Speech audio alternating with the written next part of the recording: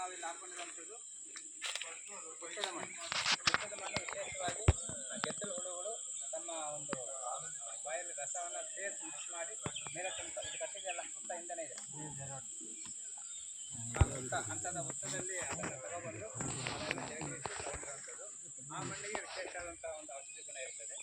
ಅದ್ರ ಜೊತೆಗೆ ಸಮಿತಿಯಲ್ಲಿ ಏನು ಮಾಡಿದ್ದಾರೆ ಅಂದರೆ ಇನ್ನಷ್ಟು ಒಂದು ಬೆನಿಫಿಟ್ ಸಿಗಬೇಕು ಅಂತೇಳಿ ಸುಮಾರು 21 ರೀತಿಯ ಗಿಡಮೂಲಿಕೆಗಳನ್ನು ಅವನ್ನೆಲ್ಲ ಕೂಡ ಸಿದ್ಧ ಮಾಡಿದ್ದೇನೆ. ಎಲ್ಲ ಯೋಗ ಬಂಧುಗಳೆಲ್ಲ ನಿನ್ನೆ ಮೊನ್ನೆ ಎಲ್ಲ ಕೂಡ ಎಲ್ಲೆಲ್ಲ ಸಂಗ್ರಹ ಮಾಡಿ ಎಲ್ಲ ಪೇಸ್ಟ್ ಮಾಡಿ ರೆಡಿ ಮಾಡಿ ತಂದು ಇಟ್ಟಿದ್ದಾರೆ. ಅವೆಲ್ಲ ಕೂಡ ತಿಳ್ಕೊತ ಹೋಗೋಣ. ಅದ್ರ ಜೊತೆಗೆ ಇನ್ನೂ ಅಷ್ಟು ಗಿಡಮೂಲಿಕೆಗಳು ಎಲ್ಲ ಕೂಡ ಇದ್ದಾವೆ. ಈ ಒಂದು ಮೃತ್ತಿಕ ಸ್ಥಾನದ ಬಗ್ಗೆ, ಅದರ ಮಹತ್ವದ ಬಗ್ಗೆ ನಮ್ಮ ಕಲೆ ಸುಂದರಾಚಾರ್ಯನವರು ತಿಳಿಸ್ಕೊಂಡಿದ್ದಾರೆ. ಅವರಿಗೆ ಈ ಒಂದು ಅವಧಿಗೆ ಸ್ವಾಗತವನ್ನು ಕೊಡ್ತಾ ಇದ್ದಾರೆ.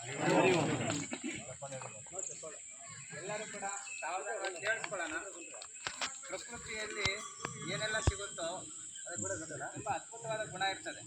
ಅದನ್ನು ನಾವು ಉದಾಸೀನ ಮಾಡ್ತೀವಿ. ಕಿತ್ತಳೆ ಗಿಡ ಮದ್ದಲ್ಲ ಅಂತೇಳಿ ಅದ್ರ ಬಗ್ಗೆ ಅಷ್ಟೊಂದು ನಾವು ಕಾಳಜಿ ವಹಿಸಲ್ಲ.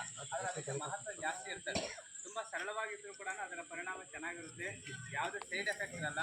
ನೀವು ಎಕ್ಸ್ಪೀರಿಯೆನ್ಸ್ ಆಗ್ತೀರಿ. ಅದೆಲ್ಲ ಲೇಪನ ಆದಮೇಲೆ ನೀವು ಅಲ್ಲಿ ನಿಂತ್ಕೊಂಡಾಗಲೇ ಗೊತ್ತಾಗ್ಬಿಡುತ್ತೆ ಹೆಂಗೆ ಕೂಲ್ ಆಗಿಬಿಡುತ್ತೆ ಬಾಡಿ ಅಂತ.